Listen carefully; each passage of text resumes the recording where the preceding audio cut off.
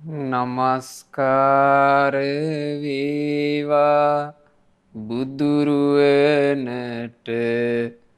සැමදා බුදු හිමි සරණ යමි. නමස්කාර වේවා දම්රුවනට සැමදා සදහම් සරණ යමි. නමස්කාර වේවා සංගරුවනට සැමදා මහා සංඝ සරණ යමි. නමස්කාර වේවා තුනුරුවනට සැමදා තිසරණ සරණ යමි. සාදු සාදු සාදු.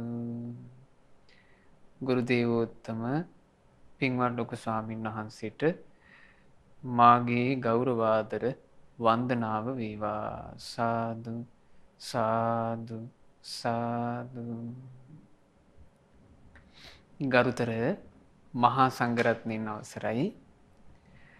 ශ්‍රද්ධාවන්ත පින්වතුනේ, නුගේගොඩ පාගොඩ ශ්‍රමදාන පාරේ පදිංචි පින්වත් ඒ.පී. විමලබන්දු මහත්මයා සහ ජයන්තා විමලබන්දු මහත්මිය ඇතුළු දූදරුවන් විසින් අද මේ ධම්මෝසද ධර්ම දේශනාවට බැතිබර අනුග්‍රහය දරනවා. මේ ධර්මදානමේ පින්කම තමන්ගේ නමින් මියගිය ඥාතීන්ට අනුමෝදන් කරන උතුම් චේතනාවෙන්. පින්වතුනි, අපගේ භාග්‍යවත් අරහත් ගෞතම සම්මා සම්බුදුරජාණන් වහන්සේ අපගේ ශාස්තෘන් වහන්සේ ළඟට දවසක් දේවතාවෙක් ඇවිල්ලා බුදුරජාණන් වහන්සේගෙන් අහුව ප්‍රශ්නයක්. ඒ දෙවිය අහනවා, කිංසු ලෝකෝ පතිට්ඨිතෝ, ස්වාමීනී භාග්‍යතුන් වහන්සේ මේ ලෝක සත්වයා පිහිටා සිටින්නේ කුමක් මතද? මේ ලෝක සත්වයාගේ උරුමය මොකක්ද? බුදුරජාණන් වහන්සේ දෙවියාට වදාලා, දෙවිය, මේ ලෝක සත්වයා පිහිටා සිටින්නේ දුක මතයි. එතකොට පින්වතුනි, අපේ උරුමය මොකක්ද? අපේ උරුමය දුක. දුකම උරුම කරගත්ත ජීවිතයක, දුක්කම උරුම කරගෙන ගත වෙන ජීවිතයක, දුකම විඳවන්න තියෙන ජීවිතයක අපි දුකට අයිති දේවල් වලින්ම සැප හොයන්න මහන්සි ගන්නවා. පින්වතුනි, අපේ ජීවිතය කියන්නේ එහෙම එකක්. අපේ කියලා කිව්වේ මේ මුළු මහත් ලෝකයේම ලෝක සත්වයාගේම ජීවිතේ එහෙම එකක්. දුකට අයිති දේවල් වලින්ම සැප හොයන්න මහන්සි ගන්නවා. ඒක තමයි මේ ජීවිත කතාවේ තියෙන අනවබෝධය. ඒකම තමයි මුලාව. ඒක තමයි අපි කියන්නේ අවිද්‍යාව කියලා.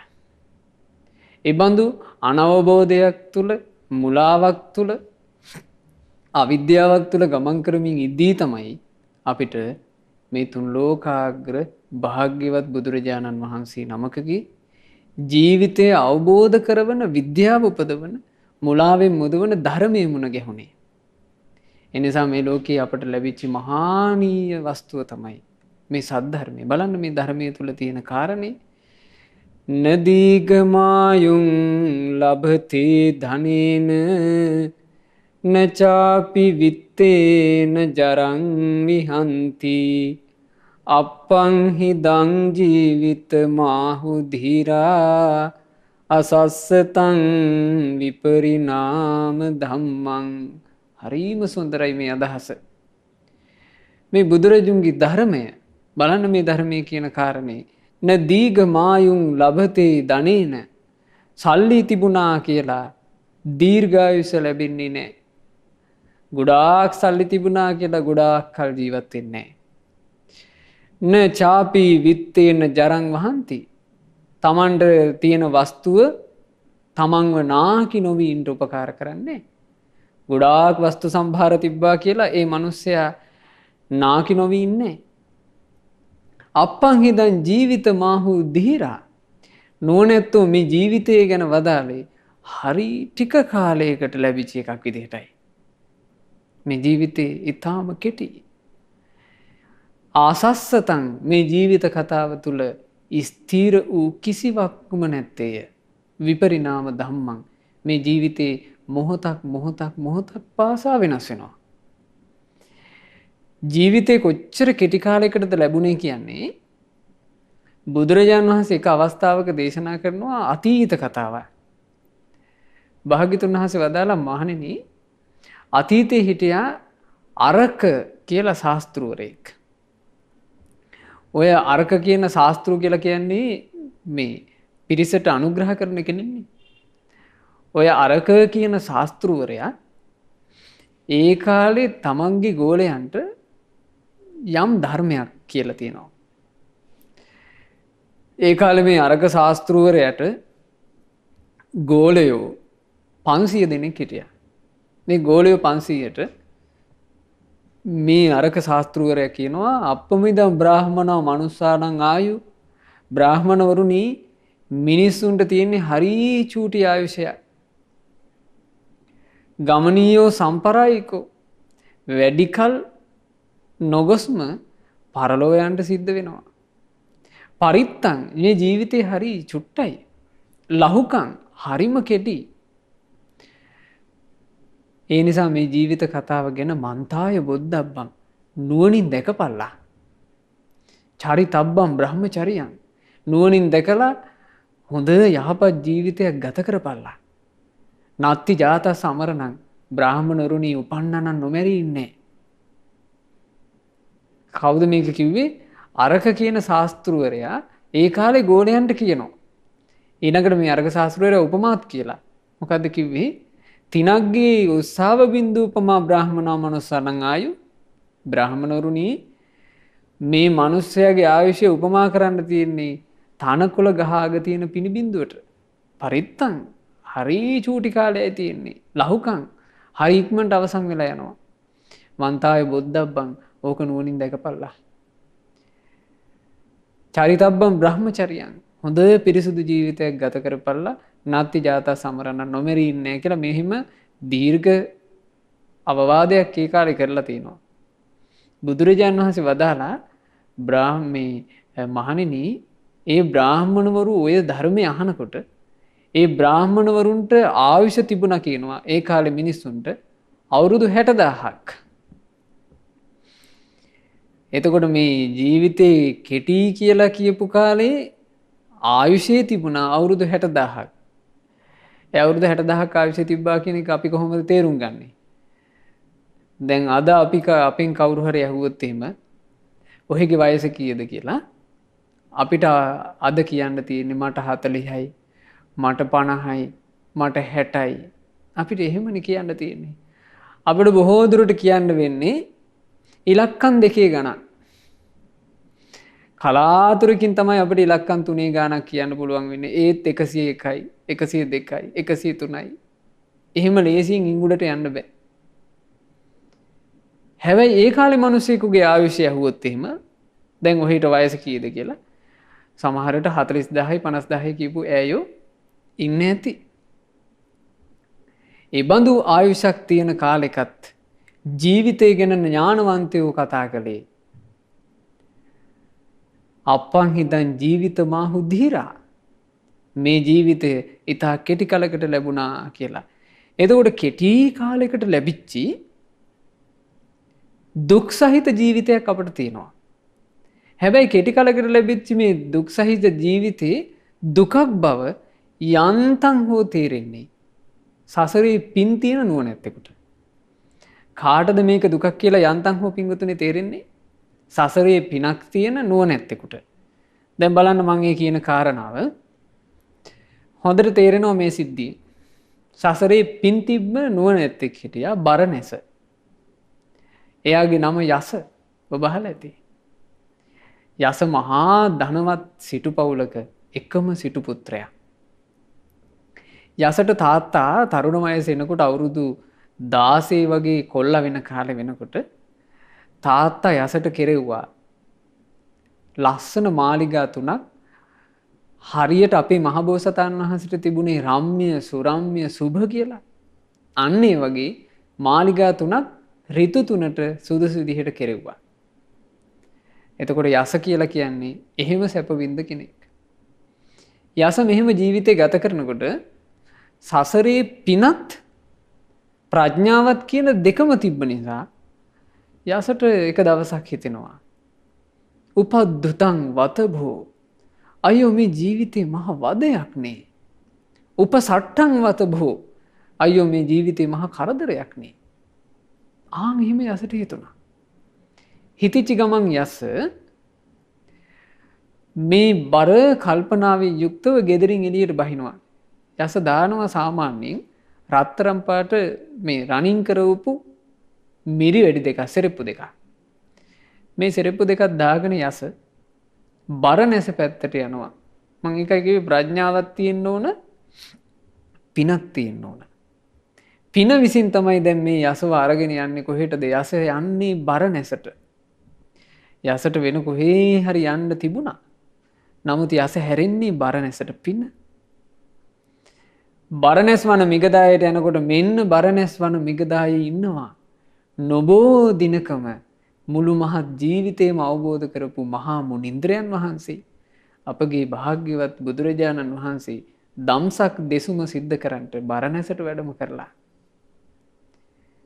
යස මේ බරණැස් කැලේ යනකොට, බරණැස වනයේනේ පින්වතුනි, මේ වනයේ යනකොට යසට එකපාර කියවෙනවා උපද්දුතං වතබෝ අයියෝ මේ ජීවිතේ මහ වදයක්. උපසට්ඨං වතබෝ අයියෝ මේක මහා කරදරයක් කියලා කියවෙනවා. ඒ කිව්වහම භාග්‍යවත් බුදුරජාණන් වහන්සේ යසට කියනවා යස මේ ජීවිතේ මං ගත කරන එකේ නම් කිසි කරදරයක් නැහැ. මා ගත කරන ජීවිතේ නම් කිසිම බරක් නැහැ. කිසි උපද්‍රවයක් නැහැ කිව්වා. එතකොට යස බුදුරජාණන් වහන්සේ ළඟට පැමිණියා. භාග්‍යතුන් වහන්සේ ළඟ වාඩි වුණා. වාඩි වෙලා යස ඇහුවා බුදුරජාණන් වහන්සේගේ ධර්මය. බුදුරජාණන් වහන්සේගේ ධර්මයේ යස අහනකොට මේ ජීවිතය ගැන යසට කිසි කලකවත් හිතන්ට බැරි විදිහේ කෝණයකට ජීවිතය දකින්න දොර ඇරුණා. ඔහු මේ ජීවිතය ගැන කිව්වේ දුක කියලානේ. ආනේ යම් දුකක් ඇද්ද? බුදුරජාණන් වහන්සේ දහම් කතාව කරලා ඉවර වෙනකොට යස දුකින් නිදහස් වුණා. කොහොමද පින්වතුනි දුකින් නිදහස් වෙන්නේ? දුකින් නිදහස් වෙන්න නම් දුක සකස් කරන හේතු ටික, දුක හැදෙන හේතු නිරුද්ධ වෙන්න ඕන. එතකොට යස දුකින් නිදහස් වුණා කියලා කිව්වේ මොකද්ද? මේ ජරා මරණ දුකට හේතුව යස නිරුද්ධ කරා. ජරා මරණ දුකට හේතුව මොකක්ද? ඉපදීම. ඉපදීම නිසායි ජරා මරණ. ඉපදීමට හේතුව මොකක්ද? භවය. භවය නිසායි උපදින්නේ. භවයට හේතුව මොකක්ද? විපාක පිණිස කර්ම සකස් වීමට අපි කියනවා භවය කියලා. මේ භවය හටගන්න හේතුව මොකක්ද? උපාදාන හින්දා තමයි භවය හටගන්නේ. උපාදාන නිරුද්ධ වුණා නම් භවයක් නැහැ. එහෙමනම් උපාදාන හටගන්න හේතුව මොකද්ද? උපාදාන හටගන්න හේතුව තණ්හාව. තණ්හාව හටගන්න හේතුව මොකද්ද? තණ්හාව හටගatti විඳීම නිසා. විඳීම ඇති වෙන්න හේතුව මොකද්ද? විඳීම ඇති උනේ කරුණු තුනක් එකතු වීම නිසා. ස්පර්ශය. ස්පර්ශය ඇති උනේ කුමක් නිසාද? ස්පර්ශය ඇති උනේ දුක හදන ආයතන හයක් තියෙන නිසා. මොනවද ඒ ආයතන හය? ඇස තියෙනවා, කන තියෙනවා, නාසය තියෙනවා, දිව තියෙනවා, කය තියෙනවා, මනස තියෙනවා.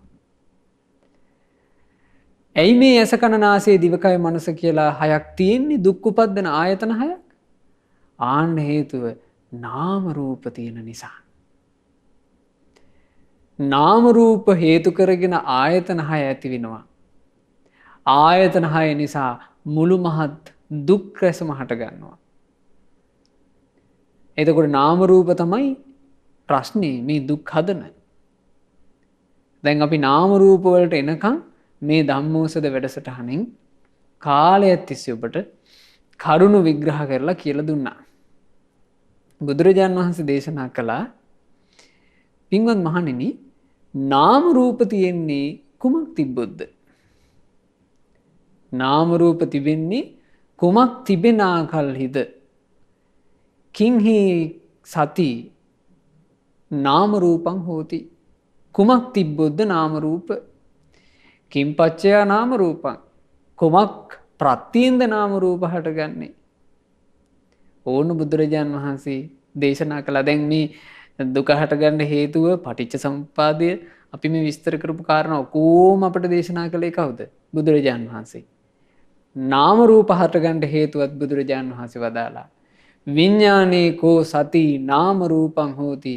විඥානය කියා දෙයක් තිබීම නිසා නාම රූප ඇතිවන්නේය.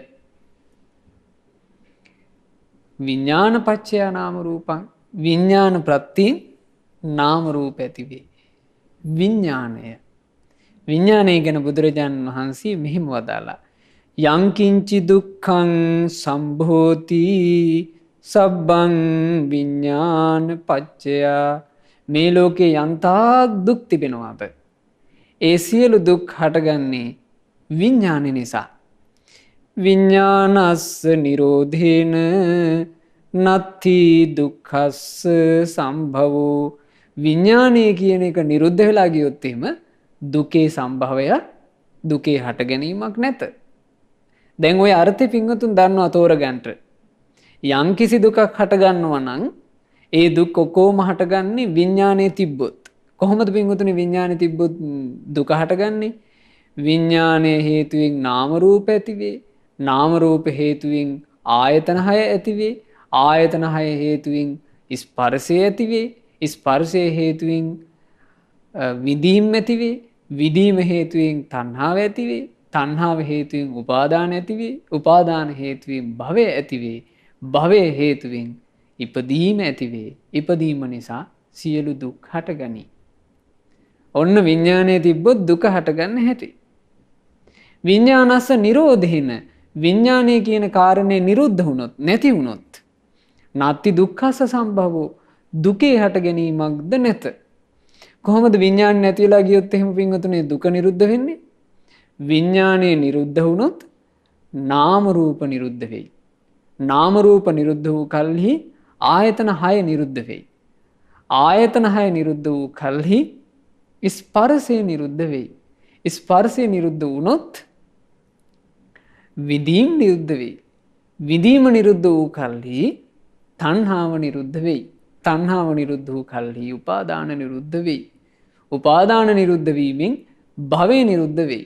භවය නිරුද්ධ වූ විට ඉපදීම නිරුද්ධ වෙයි. ඉපදීම නිරුද්ධ වුණා නම් යලි මහත් දුක්ඛ ස්කන්ධයක් නැත. සියලු දුක්ඛ ස්කන්ධයෝද නිරුද්ධ වූයේ වෙයි. ඒතමා දීන වඤ්ඤත්වා දුක්ඛං විඥාන පච්චයා. ඕන්නොහොම දකිනවා නම් මේ විඥානය කියන එකේ ආදීනවේ විඥානෙ හින්දා තමයි මේ මුළු මහත් දුක්ඛන්දම කියලා. විඥානූප සමාභික්ඛු නිච්ඡාතෝ පරිනිබ්බුතෝ. ඒ විඥානය කියන ස්වභාවය සංසිඳවාගත් භික්ෂුව ඒකාන්ත වශයෙන් පිරිනිවන් පානවා කියලා බුදුරජාණන් වහන්සේ දේශනා කළේ. එතකොට ප්‍රශ්නය තමයි විඥානය. මේ විඥානය කියන එක අපි ගොඩාක් හොඳට පැහැදිලි කරගන්න ඕන කාරණාවක්. ඒ විඥානය ගැන පැහැදිලි කරලා දෙන්නේ අපට කවුද? සියල්ල දන්නා, සියල්ල දක්නා, මේ දුක සකස් වෙන වැඩපිළිවෙල මුළුමනින්ම අවබෝධ කොට වදාළ, ඒ අවබෝධය ඊටා පැහැදිලිව දේශනා කොට වදාළ අපගේ භාග්‍යවත් බුදුරජාණන් වහන්සේ වදාලා විජානාතීතිකෝ භික්ඛු තස්මා විඥානං උච්චති. විශේෂයෙන් හඳුනගන්නවා කියන අර්ථයෙන් තමයි විඥාන කියලා කියන්නේ. එහෙනම් විඥානය කියන්නේ ඇයි? විශේෂයෙන් හඳුනගන්න නිසා. නාගසේන නාගසේන මහරහතන් වහන්සේගෙන් මිලිඳු රජුරෝ එක අවස්ථාවක අහනවා ස්වාමීනි ඇයි විඥානය කියලා කියන්නේ? විඥානයේ ලක්ෂණය මොකද්ද? එතකොට නාගසේන මහරහතන් වහන්සේ රජුරවන්ට කියනවා රජතුමනි විශේෂයෙන් හඳුනා ගැනීමේ ලක්ෂණය තමයි විඥාණයට තියෙන්නේ. ස්වාමීනි උපමාවක් වදාළ මැනව. නාගසේන මහරහතන් වහන්සේ කියනවා මහරජා මේ වගේ හතරමං හන්දියක පුරුෂයෙක් හිටගෙන ඉන්නවා. හතරමං හන්දියේ මේ පුරුෂයා ඉන්නකොට මේ පුරුෂයාට පේනවා උතුරු දිහාවෙන් මිනිස්සෙක් එනවා. ඒ උතුරු දිහාවෙන් එන කෙනාවත් ඔහු විශේෂයෙන් අඳුන ගන්නවා. දකුණු පැත්තෙමුත් මිනිස්සෙක් එනවා. එයාවත් අඳුන ගන්නවා. බටහිරමුත් මිනිස්සෙක් එනවා. එයාවත් අඳුන ගන්නවා. නැගෙනහිරමුත් මිනිස්සෙක් එනවා. එයාවත් අඳුන ගන්නවා. අර හතරමං හන්දියේ ඉන්න මිනිසයාට සිව් දිශාවෙන් එන මිනිසයාව විශේෂයෙන් වෙන් කරලා අඳුන ගන්න පුළුවන් වගේ විඥානය කියන එකේ ස්වභාවය තමයි කියනවා. ඇහැට පේන රූපයත් විශේෂයෙන් අඳුන ගන්නවා. කනට ඇහෙන ශබ්දයත් විශේෂයෙන් අඳුන ගන්නවා. නාසයට දැනෙන ගඳ සුවඳත් විශේෂයෙන් අඳුන ගන්නවා. දිවට දැනෙන රසත් විශේෂයෙන් අඳුන ගන්නවා. දැන් මේ විශේෂයෙන් හඳුනා ගැනීම ගැන බුදුරජාන් වහන්සේ දේශනා කරනකොට භාග්‍යතුන් වහන්සේ වදාලා විශේෂයෙන් හඳුනා ගන්නවා කියලා කියන්නේ මොකද්ද?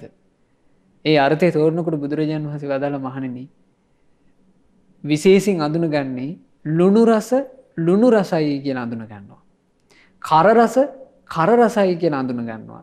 තිත්ත රසයි කියලා හඳුන ගන්නවා. කටුක රසයි කියලා හඳුන ගන්නවා. එතකොට දිවට දැනෙන දේත් විශේෂයෙන් හඳුන ගන්නවා. කයට දැනෙන පහසත් විශේෂයෙන් අඳුන ගන්නවා. මනසට දැනෙන අරමුණත් විශේෂයෙන් අඳුන ගන්නවා. එහෙමනම් මෙතන ආකාර 6ක් තියෙනවා. බුදුරජාන් වහන්සේ වදාලා චෛමේ භික්කවේ විඥානකාය මහණෙනි විඥානේ 6යි. ඒ මොනවද විඥාන 6? චක්ඛු විඥානං ඇසේ විඥානය, සෝත විඥානං කනේ විඥානය, ගාහන විඥානං නාසයේ විඥානය, ජීවහා විඥානං දිවේ විඥානය, කාය විඥානං කයේ විඥානය, මනෝ විඥානං මනසේ විඥානය. හැබැයි ওই විඥානය නම් 6කින් අපි කිව්වට විඥානයේ ලක්ෂණය ගත්තොත් එකම එක ලක්ෂණයකින් යුක්තයි. ඒක බුදුරජාණන් වහන්සේ දේශනා කරනවා නම් 6කින් ඇයි හඳුන්වන්නේ? ඒක හරියට මේ වගේ කියනවා. වියලි ගොම ගොඩකට ගිනි තිබ්බහම අපි ඒකට කියනවා ගොම ගින්න. වියලි ගොම ගිනි තිබ්බහම අපි කියනවා ඒකට ගොම ගින්න. ඊළඟට කඩදාසි ගිනි තිබ්බහම අපි කියනවා කඩදාහි ගින්න. දර ගිනි තිබ්බහම අපි කියනවා දර ගින්න. මේ විදිහට ගිනි ගන්න මාධ්‍ය අනුව ගින්නට නමක් යෙදෙනවා. කඩදාසි ගින්න, ගොම ගින්න, දර ගින්න, තනකොළ ගින්න මෙහෙම ගින්නට නමක් යෙදෙනවා. හැබැයි ගින්න කියලා කිව්වොත් ඒකේ එක ස්වභාවයකින්ම යුක්තයි. ඒ වගේ මේ විඥාණය එකම ලක්ෂණයකින් යුක්තයි. විඥාණය විශේෂයෙන් හඳුන ගන්න ස්වභාවයෙන් යුක්තයි. විඥානයේ ලක්ෂණය, විඥානයේ තියෙන ස්වභාවය, විඥානය කියලා කිව්වහම තියෙන තනි ලක්ෂණය නෙත්තිප්පකරණේ හරි ලස්සනට විස්තර වෙනවා. කොහොම මොකද්ද? ඉපදීමක් උදෙසා පැමිණීමේ ලක්ෂණය විඥානයේ තිබේ. විඥානයේ ලක්ෂණය කුමක්ද? ඉපදීමක් උදෙසා පැමිණෙනවා. ඒ හින්දානේ පින්වතුනේ විඥාණයට කියන්නේ අපි බීජය කියලා. බීජ සූත්‍රයේදී බුදුරජාණන් වහන්සේ වදාලා මේ විඥානය කියලා කියන්නේ බීජයක් වගේ. පැලවෙන ස්වභාවයෙන් යුක්තයි. රෝපණය වෙන ස්වභාවයෙන් යුක්තයි. උපතක් පිණිස පැමිණීමේ ලක්ෂණය තමයි කියනවා විඥානයේ තිබෙන්නේ. එතකොට මේ විඥානයේ තියෙද්දී තමයි විඥානයේ පසුබිම් බවට පත් වෙන්නේ කුමක් හටගන්නද? නාම රූප හටගන්නට. නාම රූප අපි බෙදලා විග්‍රහ කරලා ඉගෙන ගත්තා. ඒ නිසා මම අද ඔබට කෙටියෙන් මතක් කරන්නේ. නාම රූප කියලා කියන්නේ නාමකායෙත් රූපකායෙත් එකතු වීම. නාමකාය කියලා කිව්වේ පින්වතුනි මොකද්ද? නාමකාය කියලා කිව්වේ කාරණා පහකට. වේදනා, සංඥා, චේතනා, පස්ස, මනසිකාර කියන පහ. රූප කියලා කිව්වේ සතර මහා ධාතුත් සතර මහා ධාතුන්ගෙන් හටගත්ත දෙයක්. එතකොට මේ නාම රූප ක්‍රියාවලිය සම්පූර්ණයෙන්ම සිද්ධ වෙන්නේ අපි ඉගෙන ගත්ත කලින් වැඩසටහනේදී මේ ජීවිතයක් තුළ තමයි මේක සිද්ධ වෙන්නේ. රූපේ විස්තර කරනකොට සාරිපුත්ත මහරහතන් වහන්සේ වදාලා මේ නාමකාය සම්බන්ධ වෙන රූපය කියලා කියන්නේ මොකද්ද? මේක ඇට නහරවැල් මස් සම එකතු වෙලා අවකාශයේ අහුරන රූපයක් තියෙනවාද? අන්න ඒ රූපේ. ඒ රූපය තුළ නාම රූප කොහොමද ක්‍රියාත්මක වෙන්නේ? විඥානය එකතු වෙන නිසා. ඕකට බුදුරජාණන් වහන්සේ හරි ලස්සන කාරණාවක් වදාළනේ. බුදුරජාණන් වහන්සේ ධම්මපදයේ ගාථාවක් වදාලා. අචිරං වත යංකායෝ පඨවින් අදිසෙස්සති චුද්ධෝ අපේත විඥානෝ නිරත්තංව කලිංගරං. බුදුරජාණන් වහන්සේ වදාලා අචිරං වත යංකායෝ, මේ කය කියන එක ගොඩාක් කල් තියෙන්නේ. පඨවින් අදිසෙස්සති, පොළොවේ වැතිර ගන්නවා වැඩි කල නොගොස්ම. මේක මෙරිලා යනවා. චුද්ධෝ අපේත විඥානෝ, මේ ශරීරයෙන් විඥානය කියන එක බැහැර වුණාට පස්සේ නිරත්තංව කලිංගරං, මේක නිකන් වැඩකට ගන්න බැරි දරගඩක් වගේ. එතකොට විඥානය කියන එක නැත්තම්, විඥානය කියන එක බැහැර වුණා නම් එතන නාම රූප ක්‍රියාකාරීත්වේ නැහැ. නාම රූප ක්‍රියාකාරීත්වේ නැත්තම් ඒක නිකන් මේ ගොඩ නැගිල්ලක් වගේ, ගහක් වගේ, මේ පුටුවක් වගේ කිසිම ක්‍රියාකාරී බව ඒ තුල නැහැ. දුක සකස් වෙන්නේ නැහැ. දැන් විඥානයේ තියෙනවා නම් තමයි දුක සකස් වීම පටන් ගන්න. විඥානයේ තියෙනවා නම් ඔන්න නාම රූප ක්‍රියාකාරී වෙනවා. නාම රූප ක්‍රියාකාරී වෙනකොට එතනින් එහාට සියලු දුක සකස් වෙන වැඩපිළිවෙල හට ගන්නවා. එතකොට මේ කාරණේ විස්තර කරගන්නකොට අපිට හොඳට තේරෙනවා මෙන්න මේ කාරණේ මොකද්ද? පඨවි, ආපෝ, තේජෝ, වායෝ කියන සතර මහා ධාතුන්ගෙන් හටගත්ත රූපයක් තියෙන්න ඕන. ඒ රූපය කියලා කිව්වේ මොකද්ද? ඇට, නහරවැල්, මස් සම සහිත අවකාශයේ අහුරන ලද රූපේ තියෙනවා. ඒ රූපය තුල විඥානයේ හටගන්න පසුබිමක් වන මානසිකාරයේ ක්‍රියාකාරීත්වය තියෙන්න ඕන. එතකොට ඒ රූපය තියෙනවා, ඊළඟට මානසිකාර ක්‍රියාකාරීත්වය කියන එක අරක රූපකායනේ. ඊළඟට මානසිකාර ක්‍රියාත්මක වෙන්න පසුබිම හැදිලා තියෙන්න ඕන. මානසිකාරයේ ක්‍රියාත්මක වුණොත් තමයි විඥාණය හටගන්නේ. ඇස තිබ්බට බෑ, රූප ඇස ඉස්සරහට පැමිණුණාට බෑ. මානසිකාරයේ නැත්තම් විඥානේ හටගන්නේ. ඔන්න දැන් ඇහක් තියෙනවා, ඇහැ ඉස්සරහට රූපෙත් පැමිණුණා. මානසිකාරයත් ක්‍රියාත්මක වෙනවා නම් ඕන්න විඥානේ හටගත්තා. විඥානේ හටගත්තට පස්සේ ඇසයි රූපයයි විඥානයයි කියන තුන එකතු වෙනවා. ස්පර්ශය හටගන්නවා. ඕන්න තව නාම ධර්මයක් හටගත්තා. ස්පර්ශය නිසා විඳීම් හටගන්නවා. ඔන්න තව නාමකායක්. ස්පර්ශය නිසාම හඳුනා ගන්නවා තවත් නාමකායක්. ස්පර්ශය හේතු කරගෙනම චේතනා පහළ කර කර කර්ම කරනවා. චේතනාව හට ගන්නවා. ඔන්න තවත් නාමකායක් හටගත්තා. එහෙනම් නාම රූප වල පැවැත්මට විඥානයේ තියෙන්නම ඕන. විඥානේ නැත්තම් මේ නාම රූප පැවැත්මක් නැහැ. හැබැයි නාමකායක තුල කියවෙන මානසිකාරය කියන එක නැත්තම් විඥානය හටගන්නේත් නැහැ. එහෙනම් නාම රූප හටගන්නට විඥානය පවතින්න ඕන. විඥානයේ පැවැත්මට නාම රූප තියෙන්න ඕන. බලන්න මේ ලස්සන අර්ථය. බුද්ධ දේශනාව තුළ විස්තර වෙන අපූර්ව. මේක විස්තර කරා නල කලාප කියන දේශනාවේදී සාරිපුත්ත මහරහතන් වහන්සේ. මේක වේදල්ලයක්.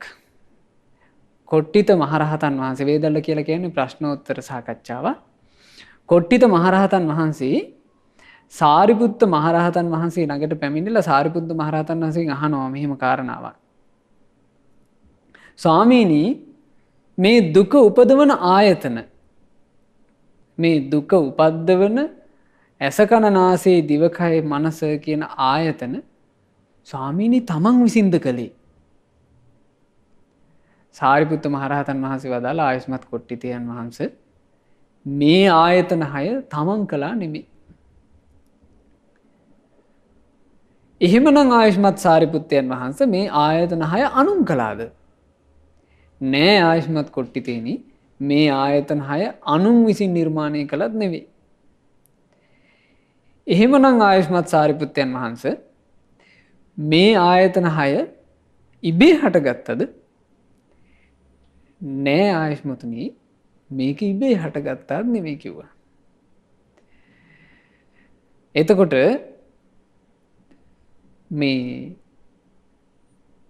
කොට්ටිත මහරහතන් වහන්සේ අහනවා, ස්වාමීනි සාරිපුත්තයන් වහන්සේ මේ ආයතන 6 දුක සකස් කරන ඇස කන නාසය දිවකය මනස කියන ආයතන 6 තමුන් විසින් කළේත් නැත්තම්, අනුන් විසින් කළේත් නැත්තම්, ඉබේ හටගත්තෙත් නැත්තම් කොහොමද මේ ආයතන 6ක් ඇති වුනේ?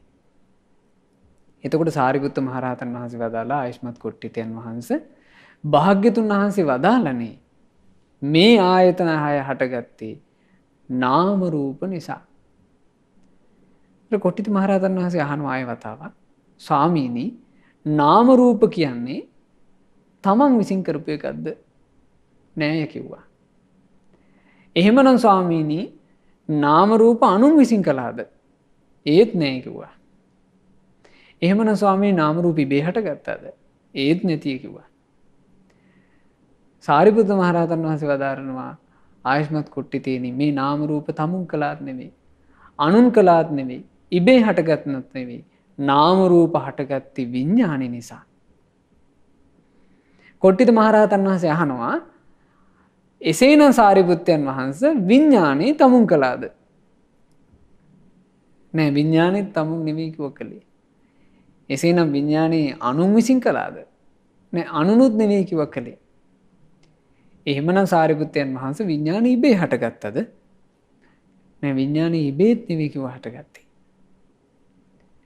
එසේනම් සාරිපුත්තයන් වහන්සේ මේ විඥානේ හටගත්තේ කුමක් නිසාද? සාරිපුත්ත මහරහතන් වහන්සේ දේශනාව විග්‍රහ කරනවා, ආයස්මතුනි විඥානේ හටගත්තේ නාම රූප නිසා.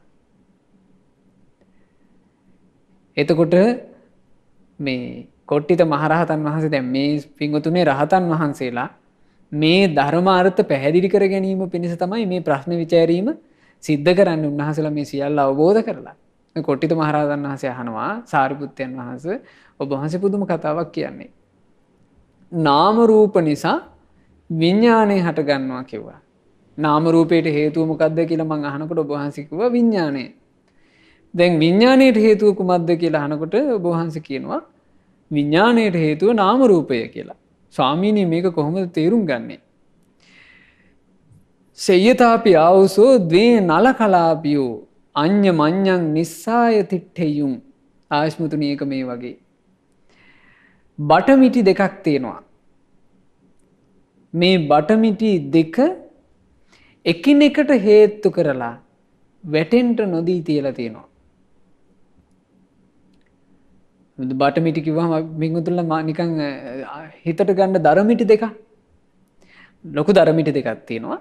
මේ දරමිටි දෙක හේතු කරන්න තාප්පයක් හෝ වෙන මුකුත් නැත්තම් අපි මොකද කරන්නේ? මේ දරමිටි දෙකම එකට හේතු කරනවා. එතකොට එක දරමිටියක් නිසා අනිත් දරමිටිය වැටෙන්නේ නැහැ.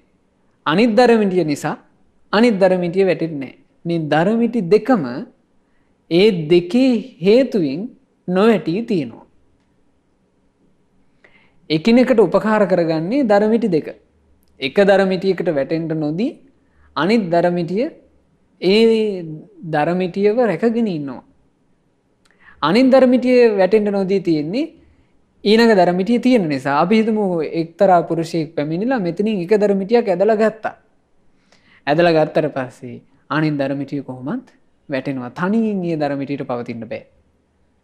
එතකොට අන්‍යෝන්‍ය උපකාරයෙන් තමයි මේ දෙක තිබෙන්නේ. ඒ බටමිටි හේතු දෙක එකිනෙකාට උපකාර කරගනිමින් හේතු වෙලා ගානට පැහිලා තියෙනවා වගේ. ඒව මේවකෝ ආවසෝ. ආයෂ්මතුනි අන්න ඒ විදිහමයි. නාම රූප පච්චය විඥානං. නාම රූප තිබීම හේතුවෙන් විඥානයේ තිබේ. විඥාන පච්චය නාම රූපං. විඥානයේ තිබීම නිසා නාම රූප තිබේ. එතකොට මේක හොඳට තේරුම් ගන්න පින්වතුනි. නාම රූප කියලා කියන්නේ එක බටමිටි හේතුවක්. එක බටමිටියක්. විඥානය කියලා කියන්නේ අනිත් බටමිටිය. එතකොට මේ බටමිටි දෙකක්. මේ දෙකම එකක් නෙමෙයි. මේ බටමිටි දෙකක්. නමුත් මේ බටමිටි දෙකට පවතින්න බෑ. එකිනෙකාගේ උපකාර නැතුව.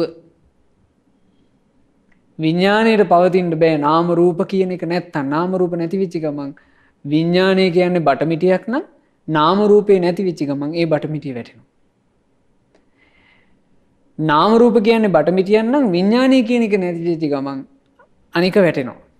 එතකොට දෙකේ උපකාරයෙන් තමයි මේ දෙක පිහිටලා තියෙන්නේ. සාරිපුත්ත මහරහතන් වහන්සේ විග්‍රහ කරනවා ওই විදිහටම තේරුම් ගන්න කියනවා. නාම රූප ප්‍රත්‍යයෙන් විඥාණය, විඥානයේ ප්‍රත්‍යයෙන් නාම රූප, නාම රූප පච්චය සලආයතනං. ඒ නාම රූප හේතුයින් ආයතන 6 හටගනී. එතකොට නාම රූපය ගැන අපි තේරුම් ගන්න ඕන. නාම රූප යම් තැනක තියෙනවා නම් තනියෙන් තියෙන්න බෑ. ඒත් එක්කම ඉන්නවා කවුද? විඥානය. එතකොට මේ නාම රූප විඥාන කියන දෙකේ අන්‍යෝන්‍ය උපකාරය නිසා, අන්‍යෝන්‍ය පැවැත්ම නිසා ඒ හේතුවෙන් හටගන්නවා ආයතන 6. ආයතන 6 හේතුවෙන් ස්පර්ශය හටගනී. ස්පර්ශය නිසා විඳීම් හටගනී. විඳීම් නිසා තණ්හාව හටගනී. තණ්හාව නිසා උපාදාන හටගනී. උපාදාන හේතුවෙන් භවය හටගනී. භවය හේතුවෙන් උපදී. ඉපදීම නිසා ඒව මේ තස්ස කේවලස්ස. ඉපදීම නිසා ජරා මරණ හටගනී. ඒව මේ තස්ස කේවලස්ස දුක්ඛක්ඛන්දස්ස සමුදය හෝති. ওই විදිහට මේ මුළු මහත් දුක් රැසීම හට ගැනීම ඔය අන්‍යෝන්‍ය ක්‍රියාකාරීත්වය නිසා සිද්ධ වෙනවා කිව්වා. ඒ විඥානයේ ප්‍රත්‍යයෙන් නාම රූප හටගන්නවා කියන කාරණාව දැන් මේ විස්තරයේ බුදුරජාණන් වහන්සේ විසින් සිද්ධ කළා පින්වතුනි මහා නිදාන සූත්‍රයේදී.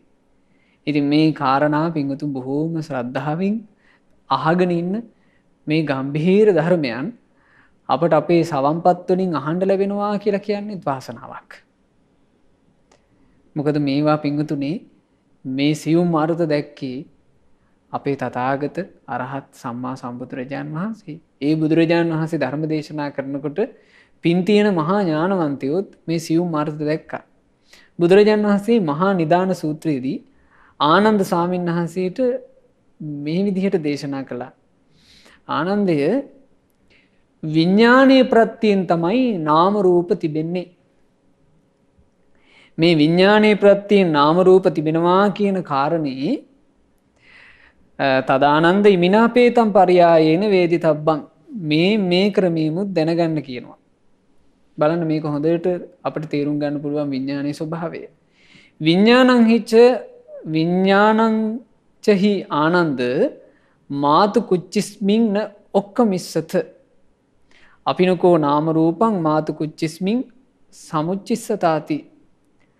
ආනන්දය විඥානයක් මව්කුසේ බැසගත්තේ නැත්තම් එකල්හි මව්කුසේ නාම රූප එකතු වෙයිද?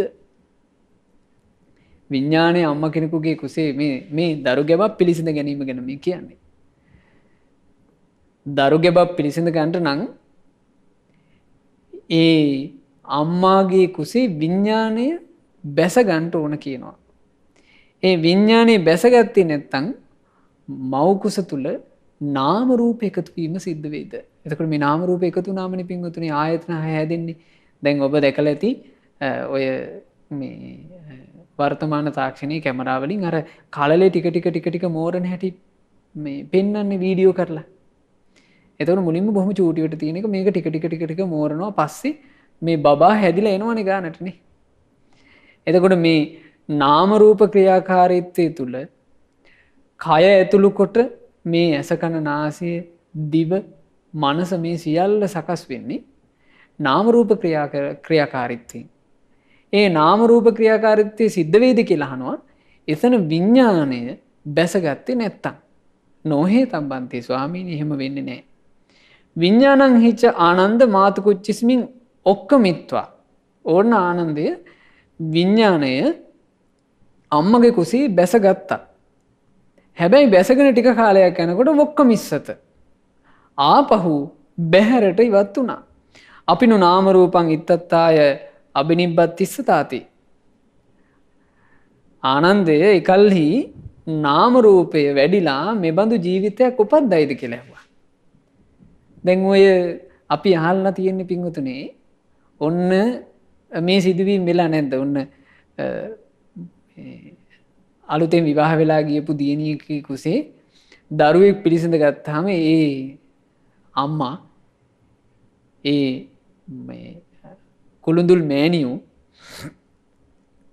තමන්ගේ අම්මට තමන්ගේ තාත්තට ඥාතීන්ට කතා කරලා කියනවනේ යහළු යෙහෙලියන්ට මං ගැබ් ගත්තා කියලා. එතකොට මේ ගැබ් ගත්ත දරුවා ටික කාලයක් මෝරමින් ඉඳලා බඩේදිම මලා කියලා කතා අපි ඕන තරම් අහලා නැන්ද? ඕන තරම් අහලා තියෙනවා. එතකොට වෙන්නේ මොකද්ද? විඥානයේ මෞකසේ බැසගත්තට පස්සේ ඔන්න නාම රූප ක්‍රියාකාරීත්වයෙන් මේ ආයතන හැදෙනවා. කලලේ ටික මෝරනවා. එසේ මෝරමින් තියෙද්දී අර විඥානේ බැහැර වෙනවා. විඥානේ බැහැර වෙච්ච ගමන් නාම රූප වැඩ කිරීම නවතිනවා. ඉතින් බුදුරජාණන් වහන්සේ අහනවා ආනන්ද ස්වාමීන් වහන්සේගෙන් ආනන්දය විඥානයක් බැසගෙන තිබිලා ඉවත් වුණොත් එතනින් එහා නාම රූප වැඩෙයිද? නොහේතම් බන්ති ස්වාමීනි ඒක වෙන්නේ නැහැ. ඊළඟට තවත් අහනවා ආනන්දේනි දරුවෙකුගේ හෝ දැරියකගේ හෝ විඥාණය ලදරු අවේදීදීම එහි පැවැත්ම කැඩෙන්නේ නම් ඔන්න මේ ලදරු වයසේ පුංචි දරු පැටියෙක් ඉන්නවා. එක්කෝ දැරිවියක් ඉන්නවා. මේ දරු පැටියාගේ හෝ දැරිවියගේ හෝ නාම රූප ක්‍රියාකාරීත්වය සිද්ධ කරන විඥාණය ශරීරයෙන් බැහැර වෙලා යනවා. විඥාන පැවැත්ම සිඳෙනවා. එවිට නාම රූප වැඩිවීමකට දියුණුවකට විපුල බවකට පත් වේවිද? එතකොට එයා එතනින් එහා නාම රූප වැඩිද කියලා අහනවා. නෑ. විඥානේ බැහැර වුණාම අපි ඉගෙන ගත්තේ විඥානේ බැහැර වුණාම චුද්ධෝ අපේත විඥානෝ. මේ විඥානේ බැහැර වුණා නම් නිරත්තංව කලින් කරන් මේක වැඩකට ගන්න බැරි දරකඩ වගේ එහෙම්ම පොළොවේ වැතිර ගන්නවා. බුදුරජාණන් වහන්සේ වදාරනවා ආනන්දය ඕන්න ඔය කාරණේනුත් තස්මාතිහා ආනන්ද ඒසේව හේතු ආනන්දේ ඕකමයි හේතුව. ඒතං නිදානං ඕකමයි නිදානය ඕකමයි පසුබිම. ඒස සමුදයෝ ඕකමයි හේතුව. ඒස පච්චයෝ ඕකමයි ප්‍රත්‍යය. නාම රූපස්ස යදිදං විඥානං නාම රූප ක්‍රියාකාරීත්වයට විඥානය. එහෙමනම් පින්වතුන් හොඳට තෝර බේර ගන්න මේ කියපු කාරණේ අපි මේ පටිච්චසමුපාද ක්‍රියාවලිය තුල වැදගත් තැනක් මේ ඉගෙන ගත්තේ. ඒ තමයි නාම රූප ගැන අපි ඉගෙන ගත්තා. නාම රූප ගැන අපට දේශනා කළේ තුන් ලෝකාග්‍ර භාග්‍යවත් බුදුරජාණන් වහන්සේ. නාම රූප විස්තර කරනකොට බුදුරජාණන් වහන්සේ වදාලා වේදනා සංඥා චේතනා පස්ස මනසිකාර නාමය. සතර මහා ධාතුත් සතර මහා ධාතුන්ගෙන් හටගත් දෙයටත් කියනවා රූපය. මේ නාමයත් මේ රූපයත් එකතු නාම ඒකට කියනවා නාම රූප. ওই විදිහට කෙනෙක් නාම රූප ගැන දන්නවා නම් එයාට තියෙනවා නාම රූපේ ඥානං. නාම රූප ගැන ධර්මයෙන් ලැබූ නුවණ. නාම රූප හටගත්තේ කුමක් නිසාද පින්වතුනි?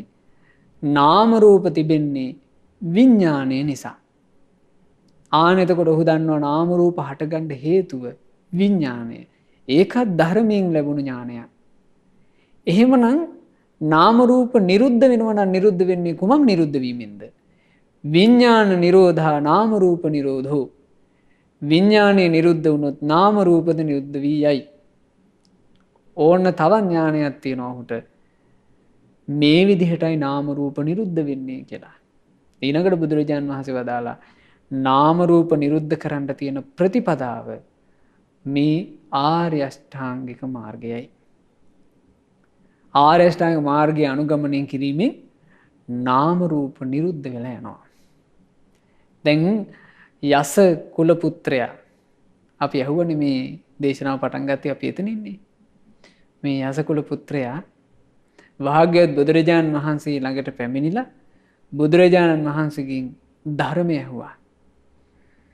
බුදුරජාණන් වහන්සේ කිසි දුකක් නැති කිසි උපද්‍රවයක් නැති අමානිවනට කැඳවන ධර්මය දේශනා කළා. අමානිවනට කැඳවන්නේ ආර්ය අෂ්ටාංගික මාර්ගයෙන්.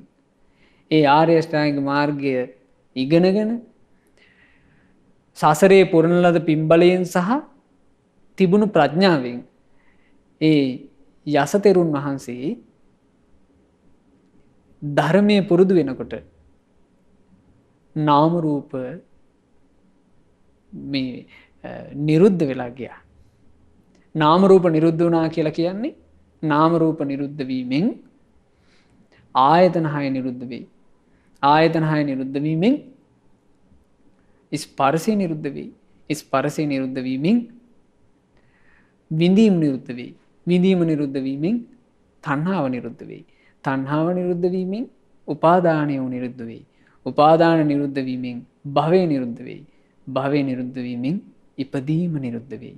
ඉපදීම නිරුද්ධ වීමෙන් මේ ජරා මරණ ආදී සියලු දුක් නිරුද්ධ වෙයි. ඉතින් එදා යස ස්වාමීන් වහන්සේ බුදුරජාණන් වහන්සේගේ ධර්මය නිසා සියලු දුක් නිරුද්ධ කරගෙන රහතන් වහන්සේ නමක් බවට පත් වුණා. ඒ නිසා පින්වතුනි මේ දුක් හදන වැඩපිළිවෙලින් අපට නිදහස් වෙන්න තියෙන්නේම බුදුරජාණන් වහන්සේ නමක් ලෝකයට පෙන්වා දුන්න සුන්දර නිවන් මඟ ආර්ය අෂ්ටාංගික මාර්ගය. ඒ ආර්ය අෂ්ටාංගික මාර්ගය ලෝක සත්වයාගේ ජීවිතයේ තිබෙන සියලු සසර රෝග නසාලන නිසා ආර්ය අෂ්ටාංගික මාර්ගයට තව නමක් කියනවා. ධම්ම ඕසද ධර්මයේ නම් වූ ඔසුව කියලා. එනිසා ඒ ආර්ය අෂ්ටාංගික මාර්ගය අපිත් අපේ ජීවිතය අනුගමනය කළොත් ටිකෙන් ටික හරි වෙහෙසුනොත් අපටත් පුළුවන් වෙයි මේ දුක්ගිනි වලින් සදහටම නිදහස් වෙන්න. ඉතින් අපට ඒ උතුම් ආර්ය අෂ්ටාංගික මාර්ගයේ ගමන් කොට මේ දුක් සකස් වෙන වැඩපිළිවෙල නිරුද්ධ කොට දුකින් නිදහස් වෙන්න වාසනාව ලැබෙත්වා. සාදු සාදු සාදු. මෙවැනි වටිනා ධර්මදේශනා නැරඹීමට ශ්‍රද්ධා YouTube චැනලය සබ්ස්ක්‍රයිබ් කර සීනුව ලකුණ ඔබන්න.